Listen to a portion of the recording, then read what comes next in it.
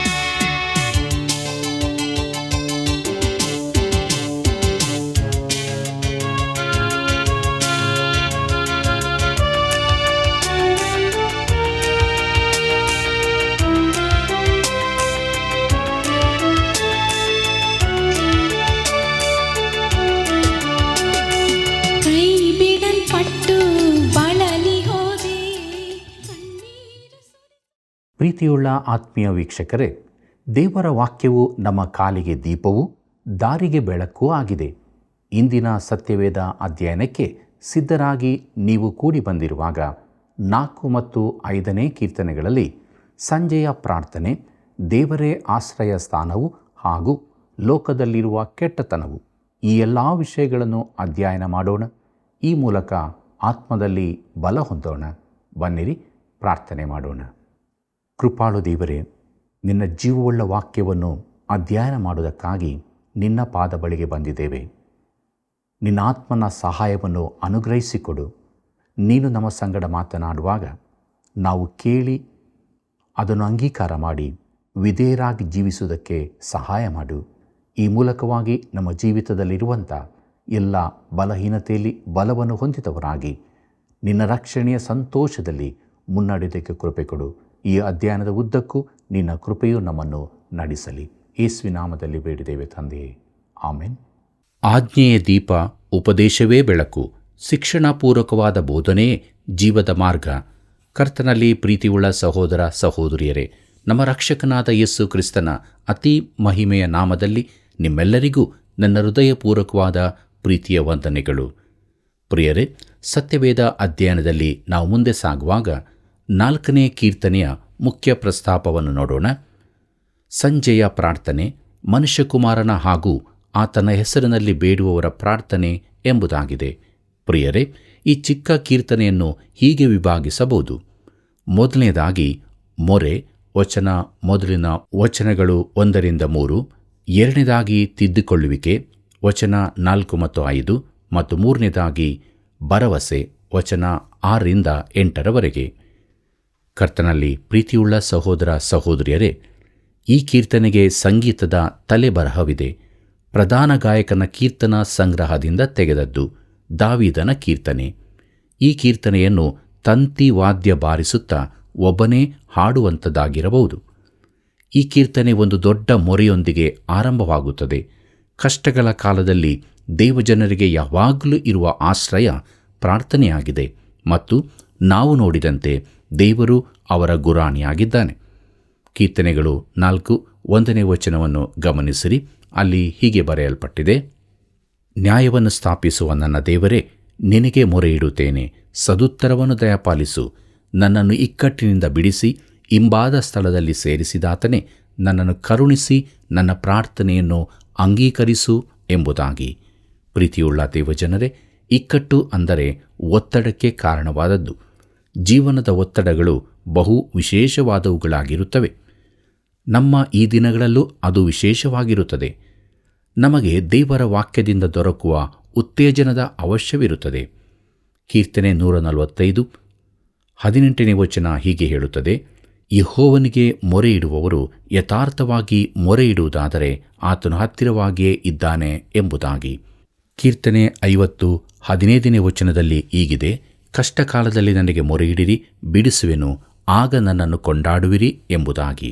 ಪ್ರಿಯರೇ, ಯೆಶಾಯನ ಪ್ರವಾದನೆ ಗ್ರಂಥ 65ನೇ ಅಧ್ಯಾಯ 24ನೇ ವಚನದಲ್ಲಿ ದೇವರು ಹೀಗೆ ಹೇಳುತ್ತಾನೆ: ಆಗ ಅವರು ಬೇಡುವುದರೊಳಗೆ ಸದುತ್ತರವನ್ನು ದಯಪಾಲಿಸುವೆನು, ಅವರು ಹೇಳುತ್ತಿರುವಾಗಲೇ ಕೇಳುವೆನು ಎಂಬುದಾಗಿ. ಕೀರ್ತನೆ 18:6ನೇ ವಚನದಲ್ಲಿ ಹೀಗೆ ನೋಡುತ್ತೇವೆ: ಅಂಥ ಕಷ್ಟದಲ್ಲಿ ನಾನು ಯೆಹೋವನಿಗೆ ಮೊರೆಯಿಟ್ಟೆನು, ನಮ್ಮ ದೇವರನ್ನು ಪ್ರಾರ್ಥಿಸಿದೆನು. ಆತನು ತನ್ನ ಮಂದಿರದಲ್ಲಿ ನನ್ನ ಶಬ್ದವನ್ನು ಕೇಳಿದನು, ನನ್ನ ಕೂಗು ಆತನ ಸನ್ನಿಧಿಗೆ ಸೇರಿ ಕೇಳಿಸಿತು ಎಂಬುದಾಗಿ. ಕೀರ್ತನೆ 55:16ರಲ್ಲಿ ಹೀಗಿದೆ: ನಾನಂತೂ ನನ್ನ ದೇವರಾದ ಯೆಹೋವನಿಗೆ ಮೊರೆಯಿಡುವೆನು, ಆತನು ನನ್ನನ್ನು ರಕ್ಷಿಸುವನು ಎಂಬುದಾಗಿ. ಕೀರ್ತನೆ 86:7ನೇ ವಚನ ಹೀಗೆ ಹೇಳುತ್ತದೆ: ನೀನು ಸದುತ್ತರವನ್ನು ದಯಪಾಲಿಸುವೆಂದು ನಂಬಿ ನನ್ನ ಇಕ್ಕಟ್ಟಿನ ದಿನದಲ್ಲಿ ನಿನ್ನನ್ನೇ ಕರೆಯುವೆನು ಎಂಬುದಾಗಿ.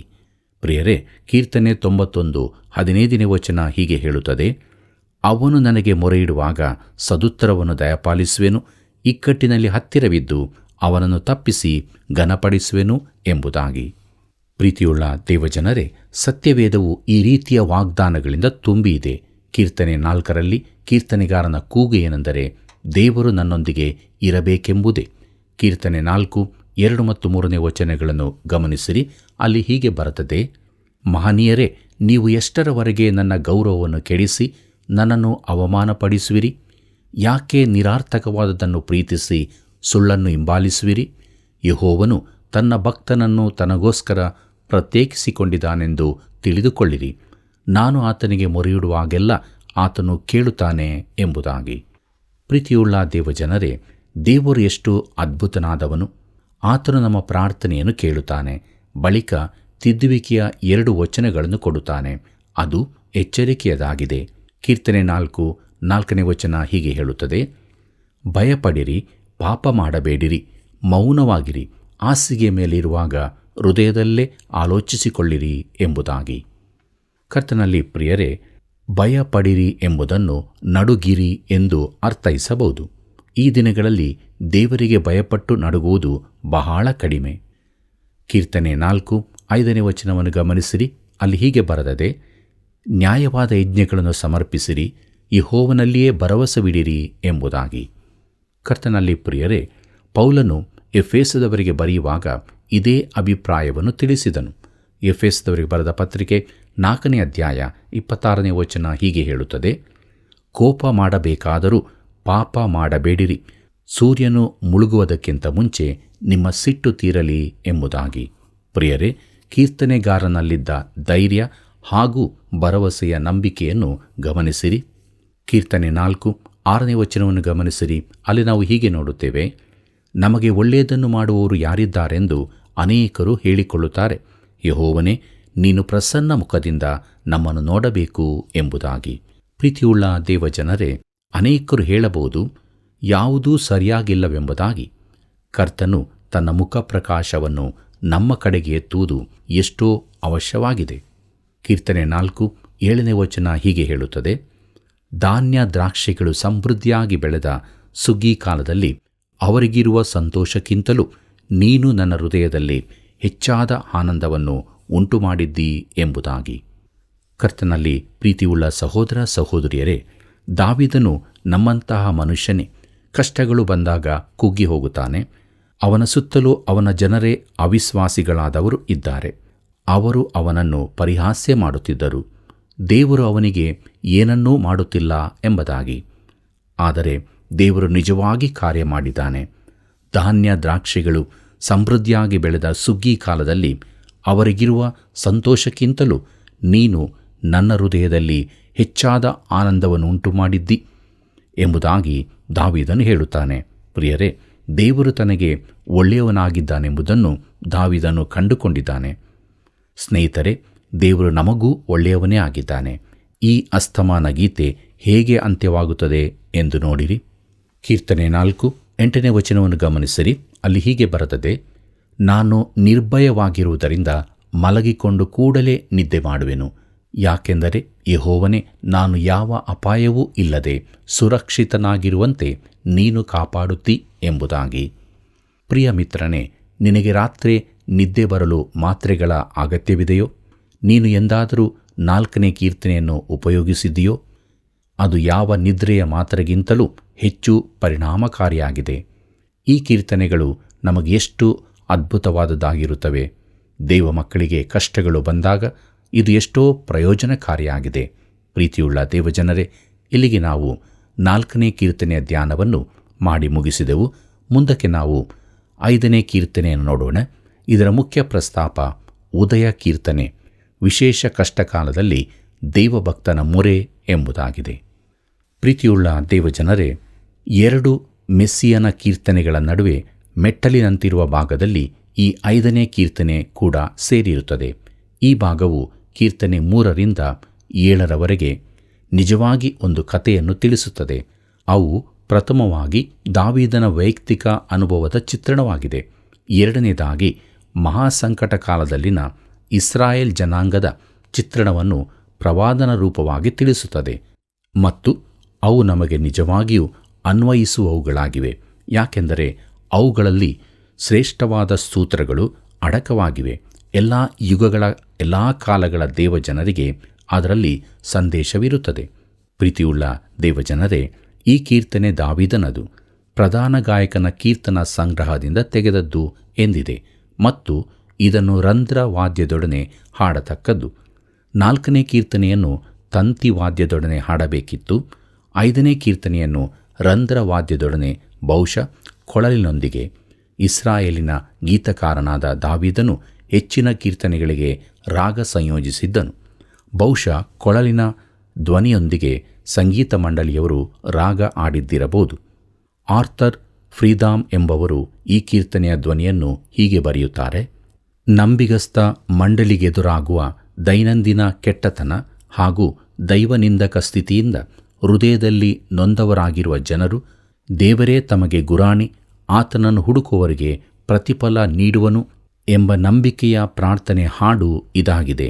ಪ್ರಿಯರೇ, ಸುತ್ತಲಿನ ಅಧರ್ಮಗಳಿಂದ ನೊಂದು ಹೋಗಿ ಕುಗ್ಗಿರುವ ಆತ್ಮವು ಅನುಭವಿಸುವ ವೇದನೆಯನ್ನು ಇದು ತೋರಿಸುತ್ತದೆ. ಫ್ರೀದಾಮ್ ಅವರು ಹೀಗೂ ಹೇಳಿದ್ದಾರೆ: ಕಷ್ಟ ಸಂಕಟಗಳಿಂದ ತಾಳ್ಮೆ ಹುಟ್ಟುತ್ತದೆ, ಬಿಡುಗಡೆ ಖಂಡಿತವೆಂಬ ನಿರೀಕ್ಷೆ ಸಂತೋಷಕ್ಕೆ ಕಾರಣವಾಗುತ್ತದೆ. ಇದೆಲ್ಲಕ್ಕೂ ಶಾಶ್ವತ ಪ್ರೀತಿಯೇ ಕಾರಣ. ಪ್ರಿಯರೇ, ಈ ಅದ್ಭುತ ಕೀರ್ತನೆಯ ಅಂದವಾದ ಸಾರಾಂಶ ಇದಾಗಿರುತ್ತದೆ. ಇದೊಂದು ಉದಯ ಗೀತೆ. ಇದರ ಪ್ರಾರಂಭವನ್ನು ಗಮನಿಸಿರಿ. ಕೀರ್ತನೆ 5 ಮೊದಲಿನ 3 ವಚನಗಳನ್ನು ಗಮನಿಸಿರಿ. ಅಲ್ಲಿ ನಾವು ಹೀಗೆ ನೋಡುತ್ತೇವೆ: ಯೆಹೋವನೇ, ನನ್ನ ಮಾತುಗಳಿಗೆ ಕಿವಿಗೊಡು, ನನ್ನ ಧ್ಯಾನವನ್ನು ಲಕ್ಷ್ಯಕ್ಕೆ ತಂದುಕೋ. ನನ್ನ ಅರಸೆ, ನನ್ನ ದೇವರೇ, ನಿನ್ನನ್ನೇ ಪ್ರಾರ್ಥಿಸುವೆನು. ನನ್ನ ಮೊರೆಯನ್ನು ಆಲೈಸು. ಯೆಹೋವನೇ, ಉದಯ ಕಾಲದಲ್ಲಿಯೇ ನನ್ನ ಸ್ವರವು ನಿನಗೆ ಕೇಳಿಸುವುದು. ಉದಯ ಕಾಲದಲ್ಲಿಯೇ ಪ್ರಾರ್ಥನೆಯನ್ನು ಸಮರ್ಪಿಸಿ ಸದುತ್ತರವನ್ನು ಎದುರು ನೋಡುತ್ತಿರುವೆನು ಎಂಬುದಾಗಿ. ಪ್ರೀತಿಯುಳ್ಳ ದೇವಜನರೇ, ಇದನ್ನು ಸ್ವಲ್ಪ ಬೇರೆ ರೀತಿಯಲ್ಲಿ ಭಾಷಾಂತರಿಸೋಣ. ಯೆಹೋವನೇ, ನನ್ನ ಮಾತುಗಳಿಗೆ, ನನ್ನ ಧ್ಯಾನಕ್ಕೆ ಲಕ್ಷ್ಯ ಕೊಡು. ನನ್ನ ಮೊರೆಯ ಧ್ವನಿಯನ್ನು ಕೇಳು. ನನ್ನ ಅರಸನೇ, ನನ್ನ ದೇವರೇ, ಯಾಕೆಂದರೆ ನಾನು ನಿನ್ನನ್ನೇ ಪ್ರಾರ್ಥಿಸುತ್ತಿದ್ದೇನೆ. ಯೆಹೋವನೇ, ಉದಯ ಕಾಲದಲ್ಲಿ ನನ್ನ ಸ್ವರ ನಿನಗೆ ಕೇಳುತ್ತದೆ. ಉದಯದಲ್ಲಿಯೇ ನಾನು ನಿನ್ನೆದುರಿಗೆ ಬರುತ್ತೇನೆ, ನಿರೀಕ್ಷೆಯಿಂದ ನಿನ್ನನ್ನು ಎದುರು ನೋಡುತ್ತೇನೆ ಎಂಬುದಾಗಿ. ಇದೊಂದು ಉದಯ ಕೀರ್ತನೆ. ಬೆಳಿಗ್ಗೆ ದೇವರಿಗೆ ಅವನು ಸ್ವರವೆತ್ತುತ್ತಾನೆ. ದೇವರಿಗೆ ಪ್ರಾರ್ಥನೆ ಮಾಡುವುದಕ್ಕೆ ಮುಂಜಾನೆ ಒಳ್ಳೆಯ ಸಮಯವಾಗಿದೆ. ಕೀರ್ತನೆ 5, 4-7 ವಚನದವರೆಗೆ ಗಮನಿಸಿರಿ. ಅಲ್ಲಿ ನಾವು ಹೀಗೆ ನೋಡುತ್ತೇವೆ: ನೀನು ದುಷ್ಟತ್ವದಲ್ಲಿ ಸಂತೋಷಿಸುವ ದೇವರಲ್ಲ, ಕೆಟ್ಟದ್ದು ನಿನ್ನ ಬಳಿಯಲ್ಲಿ ತಂಗಲಾರದು. ಸೊಕ್ಕಿನವರು ನಿನ್ನ ಸನ್ನಿಧಿಯಲ್ಲಿ ನಿಲ್ಲಲಾರರು. ಅಧರ್ಮಿಗಳೆಲ್ಲರನ್ನೂ ನೀನು ಹಾಗೆ ಮಾಡುವಿ, ಸುಳ್ಳು ಹೇಳುವವರನ್ನು ನಾಶ ಮಾಡುವಿ.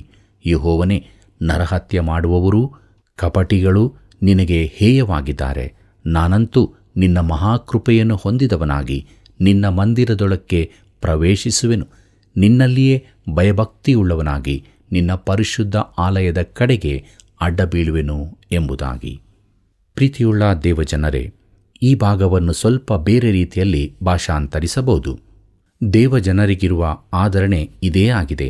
ನಮ್ಮ ಸುತ್ತಲೂ ತುಂಬಿರುವ ಕೆಟ್ಟತನ, ಅಧರ್ಮಗಳನ್ನು ನೋಡುವಾಗ ನಮ್ಮ ಹೃದಯ ಕುಗ್ಗಿ ಹೋದಂತಾಗುತ್ತದೆ. ನನಗೂ ಹಾಗೆ ಆಗುತ್ತದೆ. ಅದು ನಮ್ಮ ಹೃದಯವನ್ನು ಅಲ್ಲಾಡಿಸುತ್ತದೆ. ಇಂಥ ಪರಿಸ್ಥಿತಿಗಳಲ್ಲಿ ದೇವಜನರಿಗಿರುವ ಆದರಣೆ ಯಾವುದು? ಕೀರ್ತನೆಗಾರ ಅದೇನೆಂದು ಹೇಳುತ್ತಾನೆ. ಅವನ ಹೃದಯದಲ್ಲಿರುವ ಕೆಟ್ಟತನದ ಕಡೆಗಿನ ವೈರತ್ವ ಅವನು ದೇವರ ಪಕ್ಷದಲ್ಲಿದ್ದಾನೆಂದು ತಿಳಿಸುತ್ತದೆ. ದೇವರು ಕೂಡ ಇಂಥದನ್ನು ಹಾಗೆ ಮಾಡುತ್ತಾನೆ. ಈಗಿನ ಪಾಪ ತುಂಬಿದ ಲೋಕವನ್ನು ನೋಡುವಾಗ ದೇವರ ಹೃದಯವು ಕುದಿಯುತ್ತದೆ. ಕೆಟ್ಟತನವು ದೇವರಿಗೆ ಇಷ್ಟವಾಗುವುದಿಲ್ಲ. ದೇವರನ್ನು ತಿಳಿದವರಿಗೂ ಅದು ಇಷ್ಟವಲ್ಲ. ದೇವರೊಂದಿಗೆ ಕೆಟ್ಟತನದಲ್ಲಿ ಇರಲು ಸಾಧ್ಯವಿಲ್ಲ. ಯಾಕೆಂದರೆ ಆತನು ಬೆಳಕಾಗಿದ್ದಾನೆ, ಆತನಲ್ಲಿ ಎಷ್ಟು ಮಾತ್ರವೂ ಕತ್ತಲೆ ಇರುವುದಿಲ್ಲ ಎಂಬುದಾಗಿ ಯೋಹಾನ ಬರೆದ ಮೊದಲನೇ ಪತ್ರಿಕೆ 1ನೇ ಅಧ್ಯಾಯ 5ನೇ ವಚನದಲ್ಲಿ ಓದುತ್ತೇವೆ. ಕರ್ತನಲ್ಲಿ ಪ್ರಿಯರೇ, ಕಸ್ದೀಯರು ದೇವಜನಾಂಗದ ದೇಶವನ್ನು ಮುತ್ತಿಗೆ ಹಾಕುವರೆಂದು ದೇವರು ಹಬಕ್ಕೂಕನಿಗೆ ತಿಳಿಸಿದಾಗ ಅವನು ಹೀಗೆ ಹೇಳಿದ್ದಾನೆ. ಹಬಕ್ಕೂಕನ ಪ್ರವಾದನೆ ಗ್ರಂಥ 1ನೇ ಅಧ್ಯಾಯ 13ನೇ ವಚನವನ್ನು ಗಮನಿಸಿರಿ.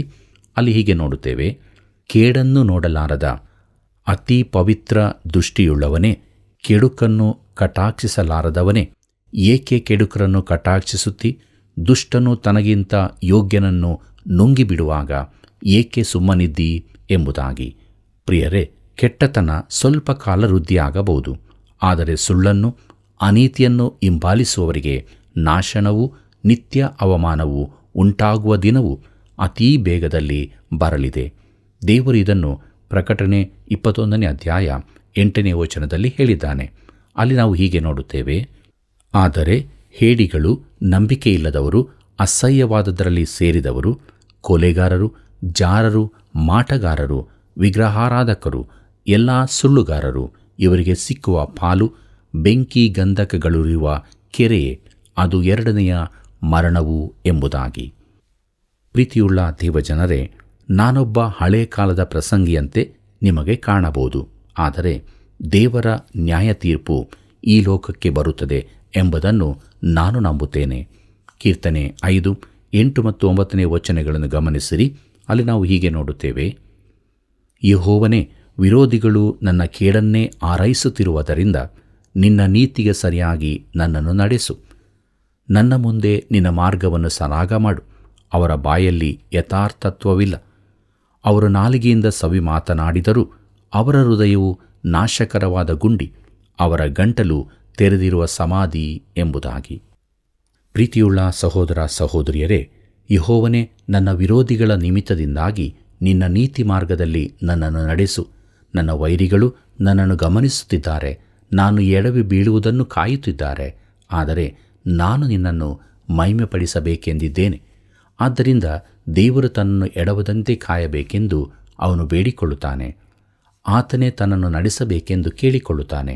ಅವನು ಹೀಗೆ ಪ್ರಾರ್ಥಿಸುತ್ತಾನೆ: ನನ್ನ ಮುಂದಿನ ಹಾದಿಯನ್ನು ಸರಾಗ ಮಾಡು. ಅವರ ಬಾಯಿಯ ಮಾತಿನಲ್ಲಿ ಯಾವುದೂ ನಂಬತಕ್ಕದ್ದಲ್ಲ. ಅವರು ಆಂತರ್ಯದಲ್ಲಿ ಕೆಟ್ಟು ಹೋದವರು, ಅವರ ಗಂಟಲು ತೆರೆದಿರುವ ಸಮಾಧಿಯೇ ಎಂಬುದಾಗಿ. ಪ್ರಿಯರೇ, ಈ ಭಾಗವನ್ನು ಅಪೊಸ್ತಲ ಪೌಲನು ರೋಮಾಪುರದವರೆಗೆ ಬರೆದ ಪತ್ರಿಕೆ 3ನೇ ಅಧ್ಯಾಯ 13ನೇ ವಚನದಲ್ಲಿ ಎತ್ತಿ ಹೇಳಿದ್ದಾನೆ. ಅಲ್ಲಿ ನಾವು ಹೀಗೆ ನೋಡುತ್ತೇವೆ, ಅವರ ಗಂಟಲು ತೆರೆದಿರುವ ಸಮಾಧಿಯಾಗಿದೆ, ಅವರು ವಂಚನೆಯ ಮಾತುಗಳನ್ನಾಡುತ್ತಾರೆ, ಅವರ ತುಟಿಗಳ ಹಿಂದೆ ಹಾವಿನ ವಿಷವದೆ ಎಂಬುದಾಗಿ. ಪ್ರಿಯರೇ, ಸತ್ಯವೇನೆಂದು ಅವರಿಗೆ ತಿಳಿದೇ ಇಲ್ಲ, ಅವರು ಸತ್ಯವನ್ನಾಡುವುದೂ ಇಲ್ಲ. ಕೀರ್ತನೆ 5:10-12 ಗಮನಿಸಿರಿ. ಅಲ್ಲಿ ನಾವು ಹೀಗೆ ನೋಡುತ್ತೇವೆ, ದೇವರೇ, ಅವರು ನಿನಗೆ ವಿರೋಧವಾಗಿ ತಿರುಗಿ ಬಿದ್ದವರು, ಆದದರಿಂದ ಅವರನ್ನು ಅಪರಾಧಿಗಳೆಂದು ನಿರ್ಣಯಿಸು. ಅವರು ತಮ್ಮ ಕುಯುಕ್ತಿಯಿಂದಲೇ ಮೋಸ ಹೋಗಲಿ. ಅವರ ದ್ರೋಹವು ಅಪಾರವಾಗಿರುವುದರಿಂದ ಅವರನ್ನು ದೊಬ್ಬಿಬಿಡು. ಯೆಹೋವನೇ, ನೀತಿವಂತನನ್ನು ಆಶೀರ್ವದಿಸುವವನು ನೀನೇ. ನಿನ್ನ ದಯವು ದೊಡ್ಡ ಗುರಾಣಿಯಂತೆ ಅವನನ್ನು ಆವರಿಸಿಕೊಳ್ಳುವುದು. ಆದ ಕಾರಣ ನಿನ್ನನ್ನು ಮರೆಹೊಕ್ಕವರೆಲ್ಲರೂ ಸಂತೋಷಪಡುವರು. ನೀನು ಕಾಪಾಡುವವನೆಂದು ಅವರು ಯಾವಾಗಲೂ ಆನಂದ ಧ್ವನಿ ಮಾಡುವರು. ನಿನ್ನ ನಾಮವನ್ನು ಪ್ರೀತಿಸುವವರು ನಿನ್ನಲ್ಲಿ ಉಲ್ಲಾಸಗೊಳ್ಳುವರು ಎಂಬುದಾಗಿ. ಕರ್ತನಲ್ಲಿ ಪ್ರಿಯರೇ, ಹೀಗೆಯೂ ಇದನ್ನು ಭಾಷಾಂತರಿಸಬಹುದು. ಹೇಗೆಂದರೆ, ದೇವರೇ, ಅವರನ್ನು ನಾಶ ಮಾಡಿಬಿಡು.